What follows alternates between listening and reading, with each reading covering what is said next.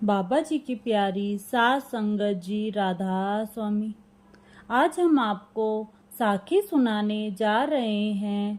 कृपया ध्यान से सुने। जीव को अपने सतगुरु पर पूर्ण विश्वास होना चाहिए कि मेरी समझ में फर्क हो सकता है, पर परमात्मा और सतगुरु कभी किसी सूरत में कुछ भी ऐसा नहीं कर सकते हैं जिसमें मेरा भला ना हो। इसीलिए प्रीतम के उपहार को प्रसन्नतापूर्वक स्वीकार कर लेना चाहिए। इसका एक पहलू यह भी है कि जो प्रीतम हमें अनगिनत मन चाहे उपहार बख्शता है, क्या हम उससे मिलने वाली कोई अनचाही भेंट स्वीकार नहीं करेंगे? बाबा जी ने जो दात हमें बख्शी है, उस दात के लिए बाबा जी का बार बार शुक्र करना चाहिए, ना कि जो दात नहीं मिली उसके लिए शिकवा करना चाहिए। एक नवाब को अपने एक गुलाम से, जो वास्तव में एक फकीर था, बहुत प्रेम था। वह जो कुछ भी लेकर आता था, जैसे कपड़े वगैरह, तो अपने नौकर के भी साथ लेकर आता था। जूते लेकर आने तो वह भी उसके लिए पहले लेकर आता था।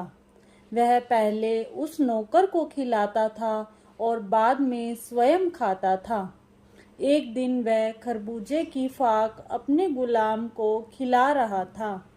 नवाब फाक देता रहा और गुलाम उन्हें बड़े स्वाद से खाता गया। आखिरी फाक नवाब ने स्वयं खाई तो वह कड़वी थी और उसकी जीभ पर एकदम छाले पड़ गए। नवाब ने हैरान होकर गुलाम से पूछा कि तू खरबूजे को इस प्रकार खा रहा था जैसे यह शहद की तरह मीठा हो, पर यह तो कड़वा है।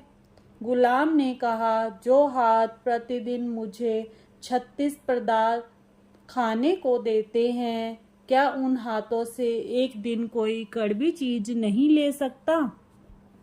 यही भाव दुखों के प्रति परमात्मा और सतगुरु के सच्चे भक्तों का होता है।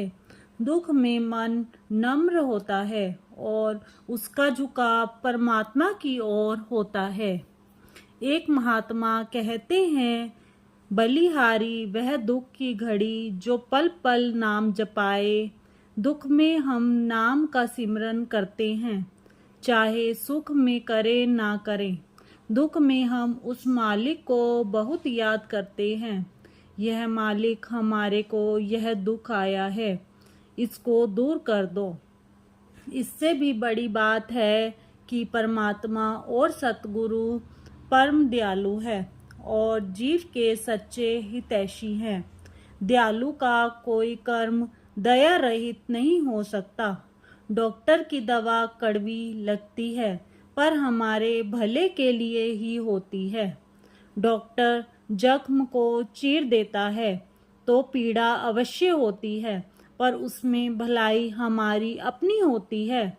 हजूर स्वामी जी महाराज फरमाते हैं, सतगुरु जो भी सुख दुख देते हैं, दया के भाव से और जीव के आत्मिक कल्याण के लिए भेजते हैं। प्रबंध को प्रसन्नता पूर्वक भुगतने का संत जन का एक अन्य कारण यह बताते हैं कि जब तक शरीर कायम है, जीव सुखों दुखों के प्रहार से मुक्त नहीं हो सकता। गर्मियों और सर्दियों का चक्र कभी समाप्त नहीं हो सकता। अगर जीव सुख की लहरों में रहकर या दुख के बोझ से दबकर भजन सिमरन नहीं करेगा तो कभी भजन कर ही नहीं सकेगा। अगर मैं गरीबी में दब जाऊंगा तो मैं भी तेरी भक्ति की ओर से ध्यान नहीं हटाऊंगा। संतों का अभिप्राय है कि अच्छे और बुरे प्रबंध को कभी भजन में विघ्न नहीं डालने देना चाहिए। सुख और दुख दोनों में प्रेम पूर्वक परमात्मा की भक्ति में लगे रहने से प्रबंध का वार धीमा पड़ जाता है और सतगुरु की दया में भी अधिक पहुंचती है। किसी देनदार को किसी साहूकार का बहुत सारा ऋण चुकाना है।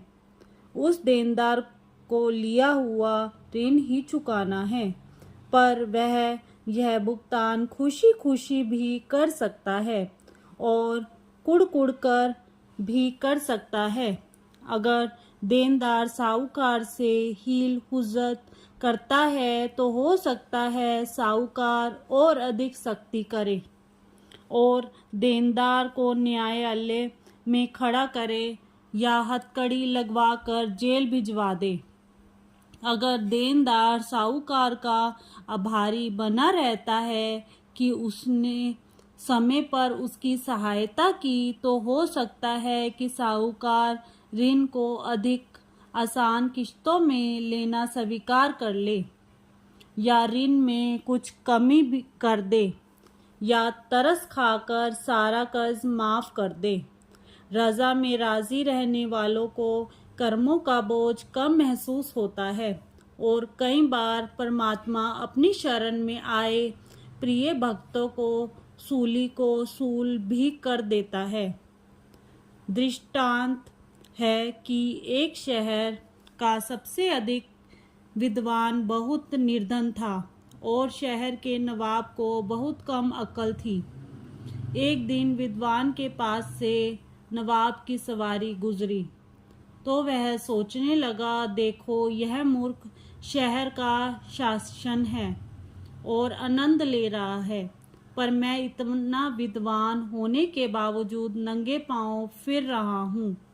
ये इसी तरह वन में चल जा रहा था कि उसकी दृष्टि एक व्यक्ति पर पड़ी जिसके दोनों पैर कटे हुए थे।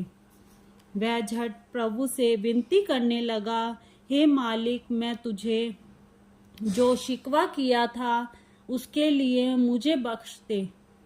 तेरा लाख लाख शुक्र है कि तूने पैरों में डालने के लिए जूती नहीं दी, पर चलने के लिए पाँव तो दिए हैं। तेरा बार बार धन्यवाद। यह जीवन को देखने का दृष्टिकोण है और मिली हुई दातों के लिए शुक्राना भी कर सकते हैं और ना मिली वस्तुओं के लिए बड़बड़ा भी सकते हैं। हमारे आसपास कुछ लोग हमसे अच्छी दिशा में हैं तो कुछ हमसे भी बुरी हालत के शिकार हैं। अगर अपने से अच्छी हालत वाले लोगों से ईर्ष्या करने की बजाय हम यह सोचें कि इन्हें परमात्मा ने उनके कर्मों का फल बख्शा है और हमारे हालात अब से भी बुरे हो सकते हैं, तो हमारा मन गिले शिकवे करने की बजाय धन्यवाद से भर जाएगा। बहाना मारने से यह अभिप्राय बिल्कुल नहीं है कि बीमारियों का इलाज ना करवाया जाए। गरीबी और दुखों से छुटकारा पाने का या अपने जीवन को अपनी सूझबूझ और सामर्थ्य के अनुसार अच्छा बनाने का प्रयत्न ना किया जाए। इसका वास्तविक ध्येय यह है कि हम जीवन के जैसे हालात में भी गुजर रहे हों, परमात्मा के नाम से अपनी लिप जोड़ कर रखें और पूर्ण विश्वास रखें कि सतगुरु और परमात्मा हमारे सच्चे हितैषी भी हैं और परम दयालु भी हैं। बहाना मानना जीवन की लड़ाई हार चुके व्यक्तियों का नहीं, बल्कि उन व्यक्तियों का काम है जो अपनी शक्ति और चतुराई का पूरा प्रयोग करते हुए परमात्मा के अपार सामर्थ्य और दयालुता में अटूट विश्वास रखते हैं। यह उन पक्षियों की गति है जो यत्न और शुक्र के दोहरे पंखों से भी उड़ान भरते हैं। मछली न गर्मी में पानी को छोड़ती है न सर्दी में। इसी प्रकार कुल मालिक के सच्चे प्रेमी प्रबंध के उत्पन्न किए हर प्रकार के उतार चढ़ाव में से गुजरते समय परमात्मा के प्रेम, परमात्मा के नाम, परमात्मा के विश्वास और परमात्मा के शुक्राने का पल्ला कस कर पकड़ते हैं। इसी के साथ इजाज़त चाहते हैं, फिर मिलते हैं नई साखी के साथ। राधा स्वामी। अगर साखी अच्छी लगी हो तो चैनल को सब्सक्राइब करें। राधा स्वामी।